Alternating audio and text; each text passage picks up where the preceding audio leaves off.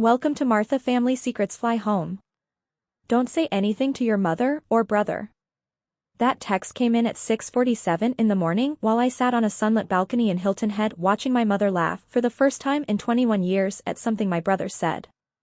Unknown number. No name. 7 words that turned my stomach to ice. 12 hours later I was standing in the arrivals hall of an airport. A man in a gray suit held a sign with my name. Beside him stood 2 police officers. And what they showed me in that conference room, I don't remember hitting the floor.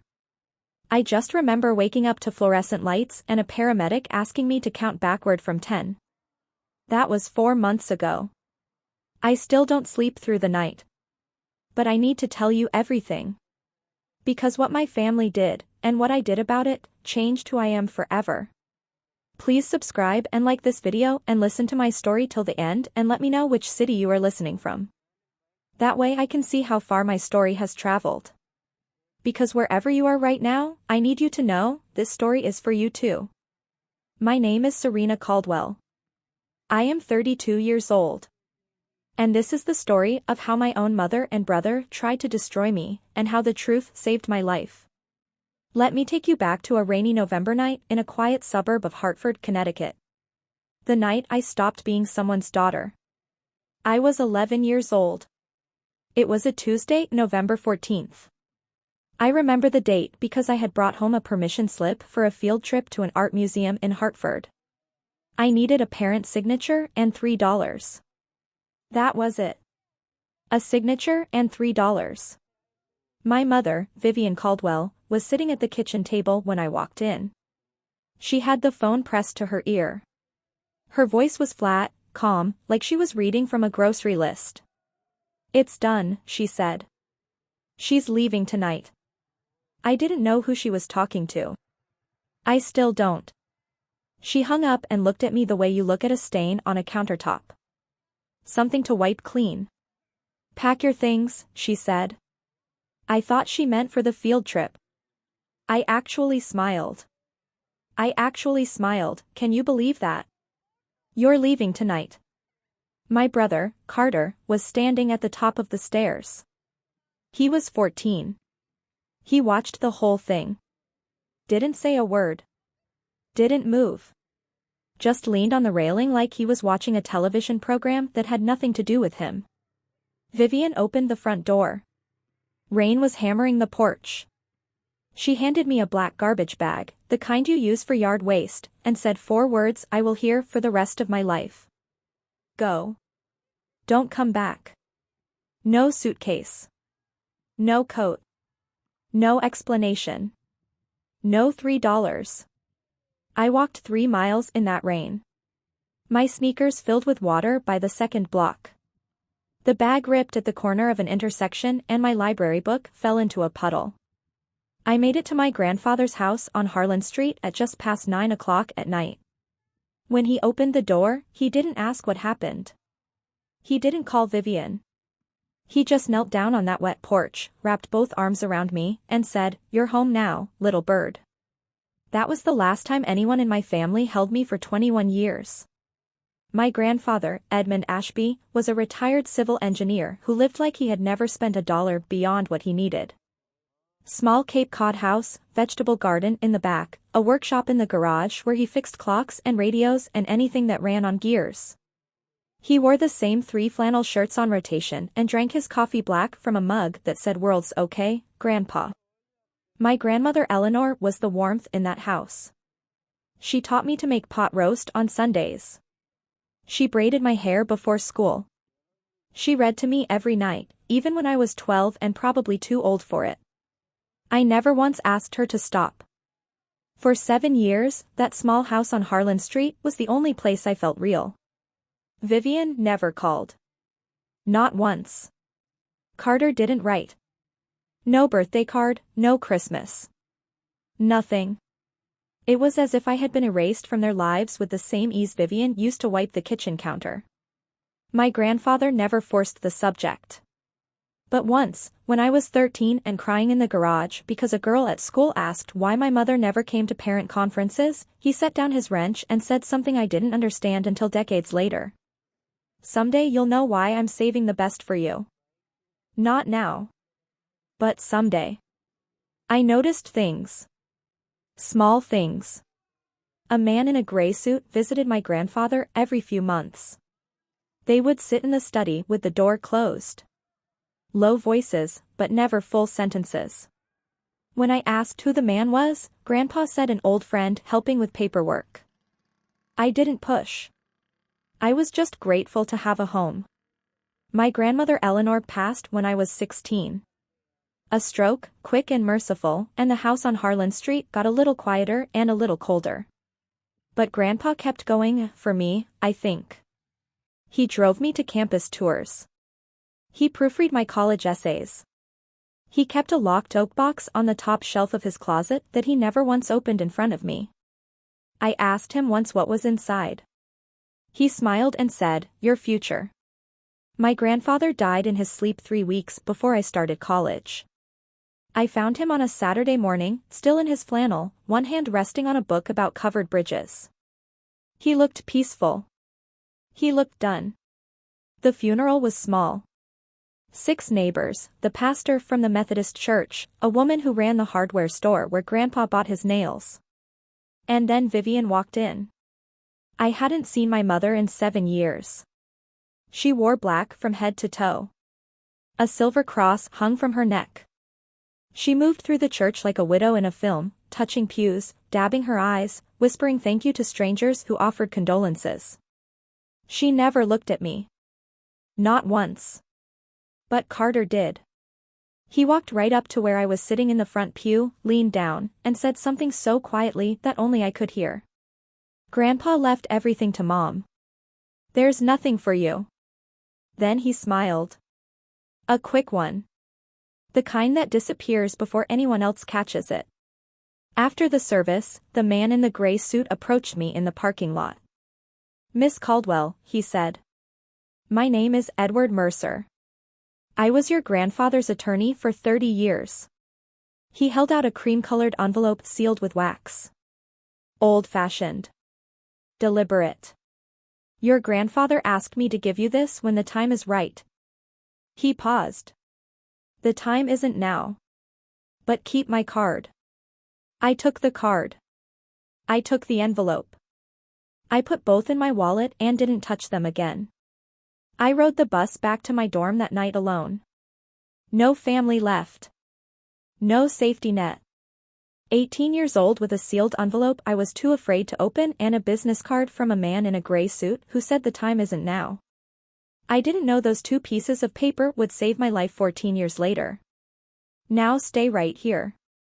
Because what I built in those 14 years, and what my family was quietly doing behind my back the entire time, is something I need you to hear before I tell you what happened in that conference room. Don't go anywhere. This story is only just beginning. I paid for college the way a lot of people do. Scholarships, part-time jobs, ramen noodles 5 nights a week. I studied computer science, graduated with honors, and moved to San Francisco with $600 and a carry-on suitcase. I didn't call it ambition back then. I called it not having a choice. By 24 I was working 80-hour weeks at a startup in the city, writing code for an app one didn't particularly believe in, eating lunch at my desk, sleeping in a studio apartment the size of a large closet. Nobody in my family knew where I was. Nobody asked. But something was growing inside me. Not resentment. Purpose. I kept thinking about the kids I had met in college who had aged out of foster care with nothing. No family. No guidance. No one to call when the landlord raised the rent or the car broke down or the loneliness got so heavy it pressed against their chest like concrete. I knew that feeling. I had lived it. At 27, I built a company called Hearthside. A simple platform. Match teenagers aging out of the system with volunteer mentors who would actually show up. Not charity. Presence. Someone to answer the phone. By 30, a venture fund had invested. The company was valued at $47 million. On paper, I was wealthy. In practice, I was still the girl in soaking sneakers walking 3 miles in the rain. My only real friend was a woman named Grace Kimball, a nurse I had met at the university library freshman year. She was direct. Stubborn. The kind of person who would tell you your haircut was terrible before asking how your day was going. Grace knew everything about my past. And she had one rule about my family. If they ever come back, she told me once over Thai food, it won't be because they miss you. It'll be because they need something. I believed her. Mostly. But there is a difference between believing something in your head and believing it in the part of you that still keeps a bag near the door just in case. One night, buried in my old financial aid records, I found something strange. Part of my scholarship had been funded by an anonymous educational trust. No name. No trail. Just a deposit every semester, like clockwork. I couldn't trace it. But I had a feeling I already knew. The call came on a Wednesday. 9:14 in the evening. I was on my couch half watching a documentary about bridge engineering, a habit I had inherited from Grandpa, when my phone lit up with a Connecticut area code. I almost didn't answer. I wish I hadn't. Serena. The voice was older, shakier, but unmistakable. It's your mother. Silence. Mine, not hers. She told me she had been diagnosed with early-stage cancer. She said she had been going to church every week. She said she had changed. She said the word sorry 4 times in 2 minutes, and each time it sounded more rehearsed than the last. Then she said the thing that cracked me open. I want us to be together. All of us. Before it's too late. She paused. Carter wants to apologize too. I said no. She cried. I hung up and called Grace immediately. Cancer card, Grace said. Classic. Don't go. I didn't sleep for 3 nights. I stared at the ceiling and argued with myself the way only someone who has been abandoned can argue, half logic, half that desperate whisper that says maybe this time will be different. On the 3rd night, I picked up the framed photo on my nightstand. Me and Grandpa sitting on his porch the summer I was 15. He was smiling the way he always smiled, like he knew something I didn't. He would want me to try. I was certain of it. I called Vivienne back. 3 days, I said. Not 5. I booked my own flight and my own room. She agreed to everything immediately. No pushback. No negotiation. That should have been my first warning. 20 minutes later, a text from an unknown number. Be careful. 2 words, no name. I thought it was spam. I deleted it. That was my second warning. And I missed it completely. Hilton Head in late September is the kind of beautiful that feels borrowed, like it cannot possibly last. Spanish moss, salt air, golden light that makes everything look like a painting someone forgot to sign. I flew in and drove to the resort, a beachfront property with orchids in the lobby and $12 orange juice. Carter had booked it. I didn't ask with whose money. Vivienne was waiting in the lobby. She looked smaller than I remembered. Thinner. Her hair had gone silver at the temples, and she wore a pale blue cardigan that made her look like a Sunday school teacher. When she saw me, she opened her arms and started crying before I even reached her. You're so beautiful, she said. You look just like your grandmother. Carter stood behind her. Taller now, broader, pressed linen shirt, leather watch, salon-quality smile. He extended his hand like we were meeting at a networking event. Hey, sis. Long time. He introduced his girlfriend, a woman named Amber. Quick laugh, straight teeth, warm handshake. I've heard so much about you, she said, in a voice that sounded like customer service. Dinner that first night was almost normal. Almost. Carter asked twice what I did for work. Then he asked if I rented or owned. Then he said casually, almost as an aside, are you comfortable financially? I mean, family should take care of each other. I gave vague answers, smiled, ate my fish, and when I got back to my room that night I checked my phone. A new text from the unknown number. Did your brother ask about money yet? This time I did not delete it. I took a screenshot. The next morning Vivienne suggested family photos on the beach. Something to remember this by, she said. And while a resort employee adjusted the camera angle, Vivienne leaned in and said, loud enough for every nearby stranger to hear, my daughter came back to me after years of running away. She's always been the stubborn one. Running away. As if I had left by choice. As if I hadn't been pushed out a door at 11 years old with a garbage bag in the rain. I didn't correct her. I stood there in the sand with my arm around a woman who had just rewritten my entire childhood for an audience of strangers. And I smiled for the camera. That evening at dinner, Carter's mask slipped. Look, I'll be honest, he said, dropping his voice half an octave. I've hit some rough patches. A few debts. Nothing major. He shrugged like a man describing a parking ticket. Have you ever thought about investing together? As siblings? I'm not in a position to invest, I said. He pivoted immediately. You know Grandpa left everything to Mom, right? His house, his savings. He was watching my face. Testing. I didn't know the details, I said. Which was true. That night I was brushing my teeth when I heard voices in the hallway outside my door. Vivienne and Carter. Low, tense. She doesn't know, Vivienne said. Keep going. She's suspicious, Carter replied. Then be better at it. I pressed my back against the bathroom wall. My toothbrush was still in my mouth. My hands were shaking. I waited until the hallway went silent. Then I picked up my phone and texted the unknown number. Who are you? 3 minutes passed. Then, someone your grandfather trusted. I need you to stay with me right here.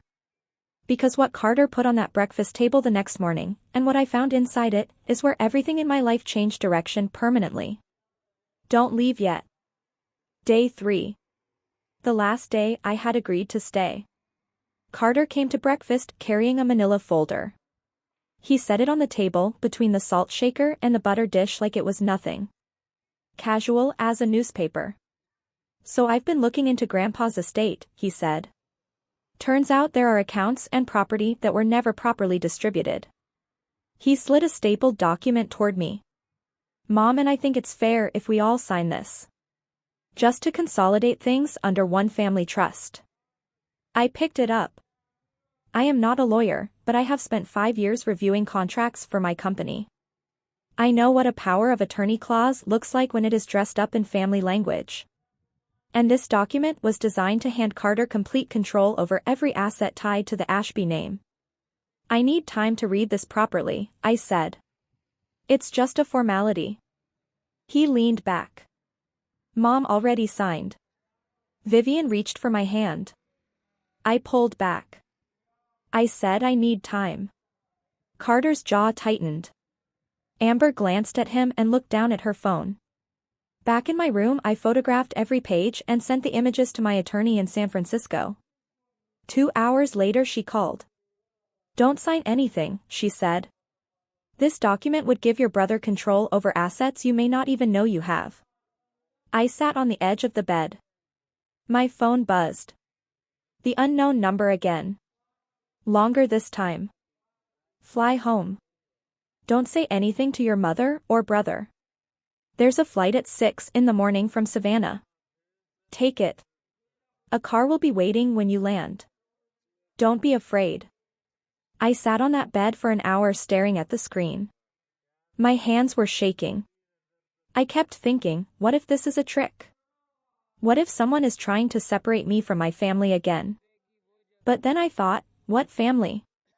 The one that put me out at 11 with a garbage bag? The one that just slid a trap across the breakfast table and called it legacy? I had to choose. And I chose to trust a stranger over my own blood. I still go back and forth about whether that was courage or just survival instinct. Tell me what you think in the comments honestly, because even 4 months later I haven't fully decided. I set my alarm for 4:30 and didn't sleep at all. The resort hallway smelled like chlorine and hibiscus. I grabbed my bag, I never unpack fully in places I might need to leave quickly, and took the service stairs to the ground floor. No checkout. No note. I ordered a car from the parking lot and watched the resort shrink in the rear window as we pulled onto the highway. The driver was a retired school teacher named Patricia. She asked if I was heading home. I said yes. That was the truest thing I had said in 3 days. From the boarding line I texted Grace. Something is very wrong. I'm leaving. I'll call when I land. Grace, bless her, replied in under 30 seconds. Thank God. Go. The plane lifted off at 6. I watched the coastline tilt and fall away below me. The island, the resort, the family I had allowed myself to believe in for 72 stupid hopeful hours. My phone buzzed at 7:30. Carter. Where are you? Mom is worried sick. Then Vivienne. Serena, please don't do this to me again. Then Carter again, 1 minute later. We need to talk about the trust. It's important. 3 messages in 10 minutes. Concern, guilt, then pressure. A perfect escalation. I had watched Vivienne do this my whole childhood. The soft opening, the wounded middle, the sharp close. Carter had learned well. I turned off my phone and pressed my forehead against the cold window. And that's when I felt it in my jacket pocket. A business card, its edges worn soft with age. Edward Mercer, attorney at law. I had carried it for 14 years. Transferred it from jacket to jacket, wallet to wallet, apartment to apartment. Never knowing why I couldn't throw it away. Now I knew. At the arrivals hall, a man in a gray suit stood holding a small sign. S. Caldwell. Silver hair. Calm eyes. Beside him, 2 state police officers in pressed uniforms. Not aggressive. But present. He lowered the sign when he saw me. Miss Caldwell. My name is Edward Mercer. I was your grandfather Edmund Ashby's attorney for 30 years. He offered his hand. We need to talk privately. They led me to a small conference room near the airline offices. Beige walls, a round table, 4 chairs. Edward sat across from me and placed 3 items on the table with the precision of a man who had rehearsed this moment many times. A bound document. A sealed envelope with cream paper and a wax seal, the handwriting on the front was my grandmother Eleanor's. And a thick tabbed folder. Your grandfather drafted this will in 2012, Edward said. It names you, Serena Caldwell, as the sole beneficiary of his entire estate. I stared at him. That includes the house on Harlan Street, his savings accounts, investment holdings accumulated over 40 years. He paused. The estimated value is $2.8 million. The room tilted. He instructed me to execute the will when 2 conditions were met. First, that you had turned 32. Second, that your family had made contact with you. Why those conditions? I asked. Because he knew they would only come back if they found out about the money. Edward opened the thick folder. But that's not why the police are here. He spread a series of printed screenshots across the table. Text messages between Carter and a contact saved in his phone as V. The first one read, "She's here. Room 412. If she doesn't sign by Thursday, go to Plan B." The reply, Plan B costs double.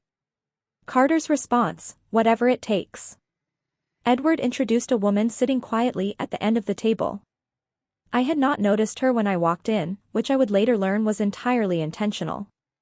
This is Diane Rudd, he said. Private investigator. I hired her 6 weeks ago, the day your mother called you.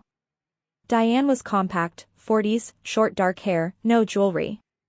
A face that gave nothing away. She opened a laptop and turned it toward me. Your brother owes $340,000, she said. Online gambling, mostly. His creditors are not patient people. She walked me through the timeline. Carter had discovered the will 6 months earlier by breaking into the vacant house on Harlan Street and finding a draft copy in Grandpa's desk. He told Vivienne. Together they devised the vacation plan. Step 1, reconnect. Step 2, get you to sign the family trust, transferring control to Carter. Step 3, she pulled up a new screen. Carter to V, a man named Victor with a criminal record for extortion and aggravated assault. If she doesn't sign, we go to Plan B. What's Plan B? I asked. Diane's voice stayed even. Make it look like an accident. She doesn't know anyone here. Balcony, pool, whatever's clean. I read it 3 times. The words didn't change. Your brother was arranging your murder, Diane said. Then she showed me the message I could not look away from. Carter to Vivienne, timestamped 2 days before the trip. She's not signing. We may need the backup plan. Vivienne's reply. Do what you have to do. Just keep me out of it. My own mother. 8 words. No hesitation. I stood up. I said, excuse me. I walked to the restroom at the end of the hall and locked the door. And I cried in a way I had not cried since I was 11 years old, standing in the rain with a garbage bag. My whole body shook. The fluorescent light buzzed above me like something angry. When I came back to the table, my eyes were swollen and my voice was raw. But I was done falling apart. What do we do now? I said. Don't you dare click away. Because what happened next, what Grandpa had been quietly building for 30 years in the background of my life, and what I found at the bottom of that oak box, is the part that will stay with you long after this video ends. Stay right here. Edward spent the next hour explaining the legal path forward. Filings, coordination with law enforcement, protective orders. He was halfway through a sentence about the restraining order when the room narrowed to a single point and the floor came up to meet me. I woke on my back. A paramedic was kneeling beside me, 2 fingers pressed to my wrist. You're okay, he said. Your blood pressure dropped. Can you count backward from 10? I counted. I stared at the ceiling tiles. And I thought about Grandpa kneeling on a wet porch in the rain, not asking questions, just holding me. He had known this was coming.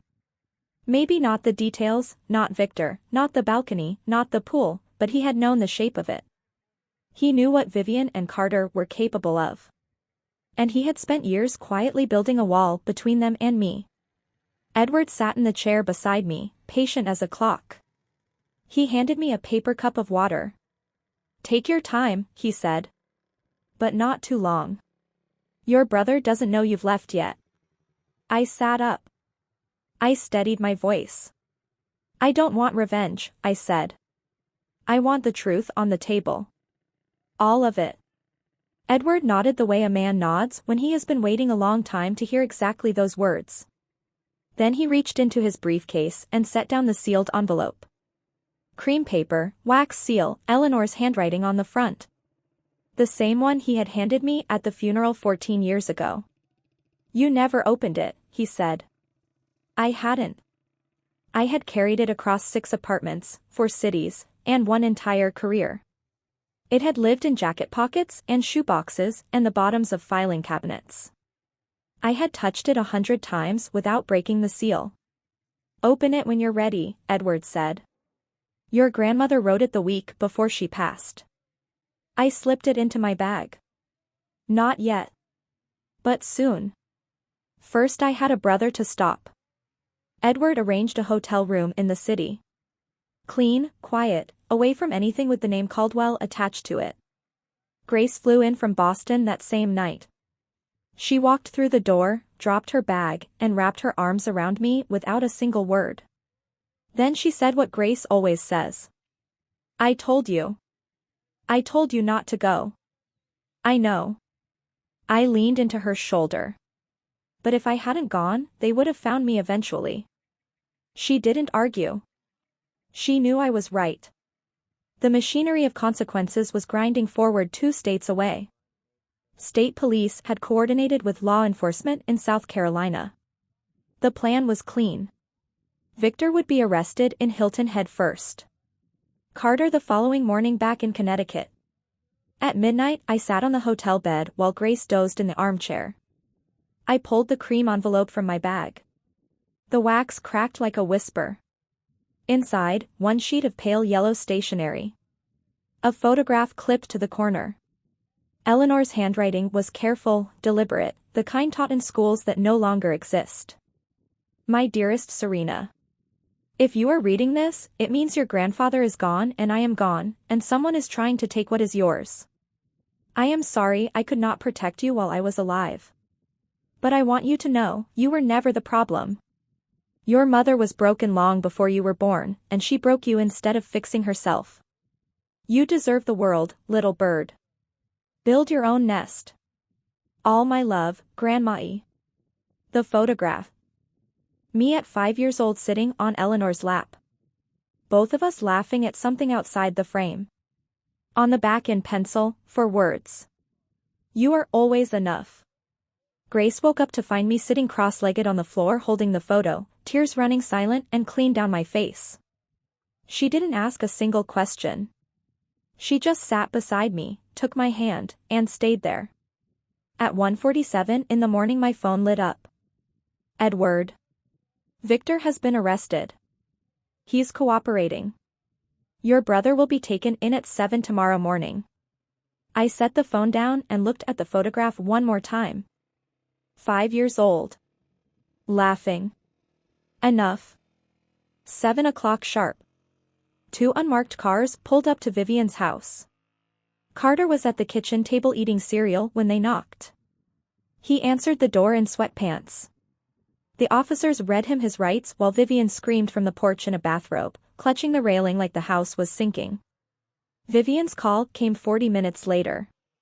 What have you done? She was hyperventilating. They took your brother. He didn't do anything. He hired someone to hurt me, I said. Silence long enough to hear a clock ticking in her house. That's ridiculous. You're making this up. You're doing this to punish us. The police have all the messages, I said. Including yours. And I read it to her. Word for word. Do what you have to do. Just keep me out of it. That was you. 10 seconds of nothing. Then quieter. That was about the trust documents. Not about hurting you. That's for the judge to decide, I said. I hung up and set the phone face down on the nightstand. Now I need you to stay here because what Edward found inside Grandpa's house, what was locked inside that oak box on the top shelf, is the thing that broke me open and put me back together at the same time. Do not go anywhere. Tell me in the comments. And if you've dealt with something similar, share your story. You are not alone.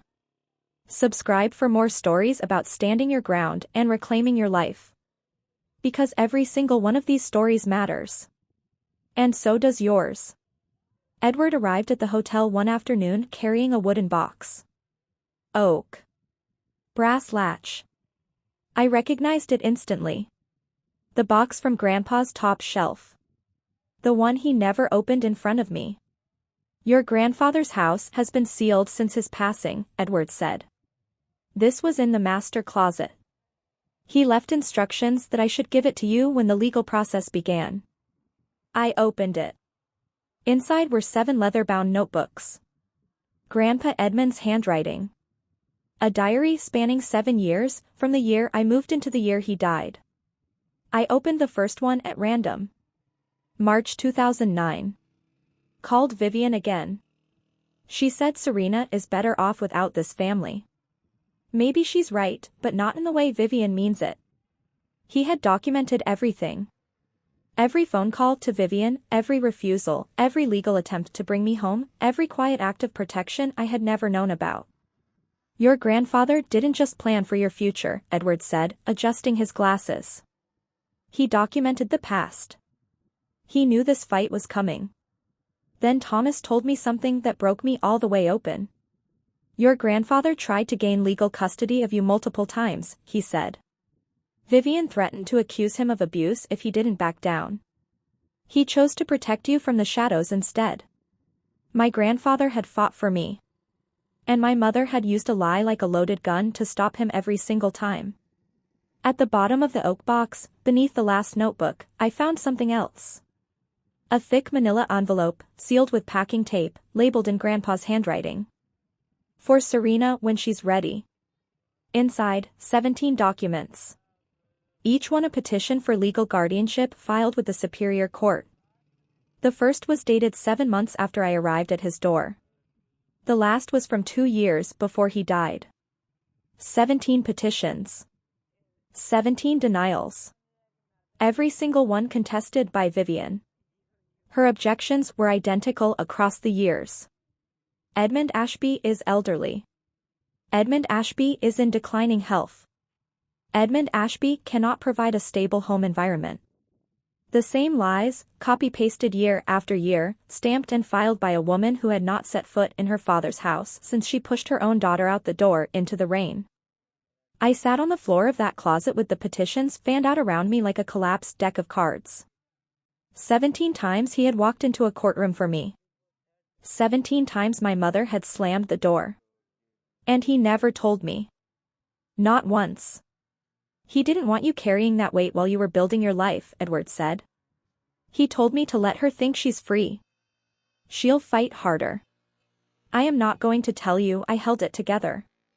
The tears came so hard and so suddenly that I couldn't catch them. The kind of weeping that has been waiting years for permission. And I just let it happen right there on that floor with those 17 pieces of paper surrounding me like a map of everything I never knew. Stay right here. Because what happened in that courtroom, what Vivienne did not expect, and the moment an entire room of her church friends watched her mask come off completely, that is what the final part of this story is for. Hartford Probate Court. Courtroom 3B. 9:15 on a Tuesday morning. The room was full. Vivienne's church friends filled one side, a row of women in modest blouses clutching purses and whispering. On the other side, a neighbor named Patricia Boyd in a navy dress, Grace, steady as a wall, 2 reporters with notebooks open, and scattered throughout, neighbors from the area who had come because small communities run on stories, and this was the largest one in decades. Vivienne sat at the respondents' table. Black dress, silver cross, a tissue balled in her right hand. Her attorney shuffled papers with a confidence that would dissolve within the hour. The hearing opened. Vivienne's lawyer presented the diminished capacity claim. He described my grandfather as elderly, isolated, possibly influenced by his attorney. He used the word confused 3 times. Edward stood. He placed the psychiatric evaluation on the judge's bench. Signed. Dated. Unambiguous. Full cognitive competency confirmed by a board-certified psychiatrist 2 weeks before the will was executed. Then he opened the diary. He read aloud the entry from November 14, 2003. The night I was thrown out. Grandpa's handwriting. Grandpa's words. Vivienne called at 9 in the evening. Said she put Serena out. The child walked 3 miles in the rain to my door. She was 11. She was shaking. I called Vivienne back. She said keep her. I don't want her. The courtroom went quiet. Not church quiet. Grave quiet.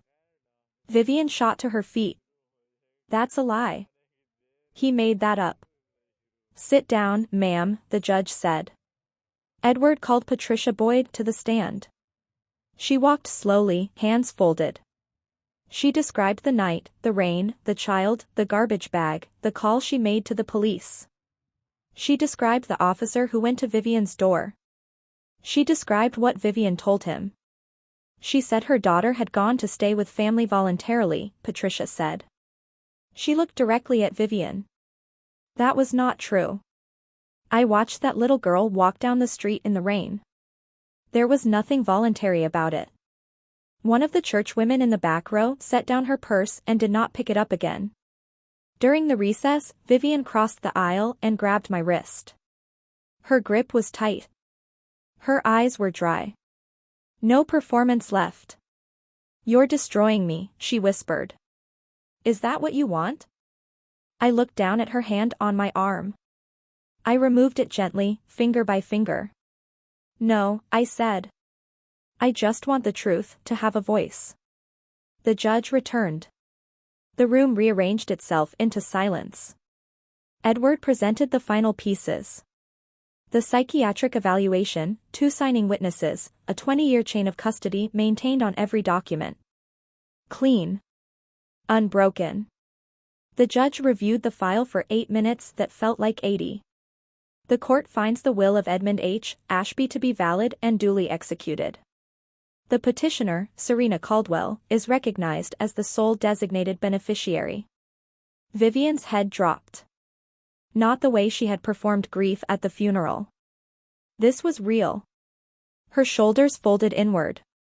Her attorney placed a hand on her arm. She shook it off. No one from the church pews moved to comfort her. Edward was not finished. He informed the court that evidence pertaining to a related criminal matter, the conspiracy involving Carter Caldwell, was being entered into the public record. He presented the text messages. All of them. Carter to Victor. Make it look natural. She doesn't know anyone here. Victor to Carter. Plan B costs double. Carter to Vivienne. She's not signing. We may need the backup plan. And Vivienne in 8 words that moved through that courtroom like a cold wind through an open window. Do what you have to do. Just keep me out of it.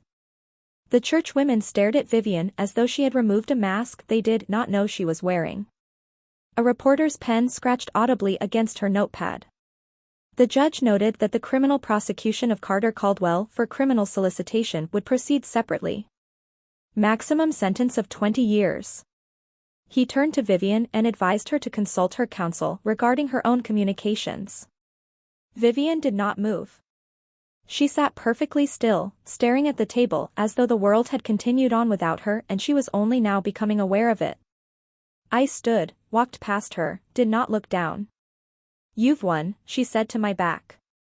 Quiet. Stripped of everything. This was never about winning, I said. And I kept walking. Outside, the September sun was almost offensive in its brightness. A reporter approached me on the steps, recorder in hand.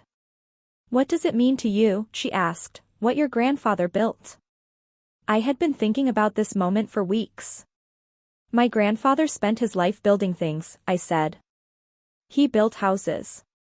He built futures. And even after he was gone, he built mine. His home on Harlan Street has been empty for 14 years. I am turning it into a transitional house for young people aging out of foster care. It is what he wanted. He wrote it down. What will it be called? Ashby Nest. I paused. Because my grandmother once told me to build my own. Behind me I heard Patricia Boyd make a small sound, a breath that turned into a sob she caught with her hand. The criminal trial came 3 months later. Carter's attorney advised him to take the plea. The evidence was a mountain. Carter pleaded guilty to criminal solicitation. The judge sentenced him to 8 years, eligible for parole after 5. Victor received 12. I was in the courtroom when Carter stood for sentencing. He wore a county-issued jumpsuit and the expression of a man who has finally understood that his story is not ending the way he planned. Before the bailiff led him out, he turned toward me. I thought for one heartbeat that he might apologize. That he might say something human. I just needed the money, he said. Not I'm sorry I tried to have you killed. Not I was wrong. Just I needed the money. As if I were an obstacle between him and a bank teller. I said nothing. I sat. I listened to the judge close the record. I walked out into a hallway that smelled like floor wax and old coats. Vivienne was not charged. Her text message was legally ambiguous, her attorney argued it referred to the trust documents, and the state declined to prosecute. But the community she had curated for 20 years collapsed without a single court order. Her church group quietly removed her from the volunteer roster. Neighbors stopped returning calls. She sold her house and moved to a small apartment in Florida. Alone. 6 months after the trial, the house on Harlan Street was reborn. 14 volunteers. A contractor who gave a discount after reading the newspaper article. More coats of paint than I could count. We replaced the porch boards. We fixed the leaky kitchen faucet Grandpa had been meaning to get to for years. We sanded the floors, patched the walls, hung new curtains in every room. I kept Grandpa's desk in the living room. On it I placed the framed photograph of Eleanor and me, the oak box with his diaries, and a fresh mug of black coffee every single morning. Even though no one drinks from it. Patricia Boyd runs the daily operations. For other neighbors join the volunteer board, people who had spent 20 years believing Vivienne's version of events and who showed up now with casseroles and cleaning supplies and the quiet guilt of people who had looked the other way too long. Grace signed on as health advisor. She drives in every other weekend and has reorganized the medicine cabinet 3 times. We opened with 3 teenagers. The ceremony was small. No press. No ribbon cutting. Just me standing in the living room where Grandpa used to read the paper, telling 3 young people the only thing I knew to be true. This house belongs to a man who believed in second chances. He gave me one. Now it is yours. A girl named Lily, 16, arms crossed tight across her chest like she was holding herself together with sheer effort, raised her hand. Did your family throw you out too? Yes, I said. And you turned out okay? I thought about it. Not for effect. Because I wanted to give her an honest answer. I turned out honest, I said. That is better than okay. Lily uncrossed her arms. Just slightly. But I noticed. 1 year after the house opened, Edward called. Come to the office, he said. I have something for you. He had never asked me to come in person before, so I drove to his office above a sandwich shop in downtown Hartford, which felt exactly right for a man who had kept his promises for 30 years without needing a corner office to do it. On his desk, a single cream envelope. My name in Grandpa's handwriting. Slightly more unsteady than the last letter. Your grandfather left one final letter, Edward said. He gave strict instructions. Deliver it exactly 1 year after the will was confirmed. He paused. Today is that day. I sat down. I opened it. Dear little bird. If Edward gave you this letter, it means you survived. I knew you would. I am sorry I could not be there to see it. I am sorry I could not fight louder. But I hope you know this, every day you lived on your own, you proved that love is not about blood. It is about choice. You chose to keep going. You chose to be kind when the world gave you every reason not to be. You chose to build instead of burn. I am leaving you everything not because you need it, but because you will use it right. Don't be angry at your mother forever. She is carrying a weight I could not lift for her. But do not let her carry it into your house either. Build your nest. Fill it with people who choose you back. I chose you every single day. Grandpa Edmund. I folded the letter along its creases and placed it in my jacket pocket, against my chest. That evening at Ashby Nest, dinner was spaghetti. Overcooked, under-seasoned, made by a 17-year-old named Marcus who swore faithfully that he had followed the recipe. Nobody complained. 2 kids argued about basketball. Lily stole garlic bread from someone else's plate. Patricia Boyd told everyone to use napkins. After cleanup, Lily found me in the hallway with her laptop open. Can you help me with my college essay? What is your topic? She shrugged. Looked at the floor. Then at me. The people who saved me. Write about the person who saved yourself, I said. That is a better essay. She was quiet for a moment. Then she opened the laptop and started typing. Later I sat on the front porch. Grandpa's porch, the same spot where he used to drink his black coffee from that mug and wave at Patricia across the street. I looked down Harlan Street, the same road I had walked in the rain at 11 years old. Trash bag over my shoulder. Sneakers full of water. The same road Grandpa had carried me in from the night I arrived at his door. The road had not changed. But I had. I pulled out my phone and looked at the photograph of Eleanor and me. 5 years old. Laughing. Always laughing. On the back in pencil, "You are always enough." I put the phone away. Leaned back. Breathed in the cold night air. Above me, the stars did what they always do. Showed up without being asked. That is my story. It is not pretty. It is not tied with a ribbon. My brother is in prison. My mother lives alone in Florida. I don't hate either of them. But I do not open my door for them either. Here is what I learned. Not as advice. As someone who walked 3 miles in the rain at 11 years old and spent the next 2 decades trying to understand why. You do not owe loyalty to people who confuse control with love. You do not owe forgiveness on someone else's timeline. And you absolutely do not owe your silence to protect people who would not protect you.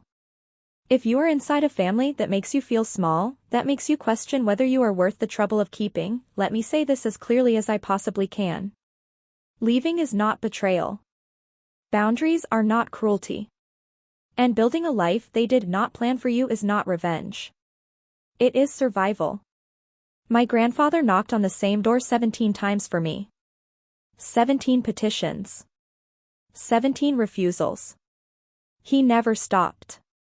If no one has knocked on yours yet, consider this my knock. Build your nest. Tell me in the comments. And if you have dealt with something similar, share your story. You are not alone. Subscribe for more stories about standing your ground and reclaiming your life. Because these stories matter. And so do you. If this story moved something in you, if you recognized yourself anywhere in it, hit the like button and share it with someone who needs to hear it today. And if someone is still telling you that you should be grateful for being mistreated, you have permission to stop listening. Thank you for staying until the very end. I will see you in the next one.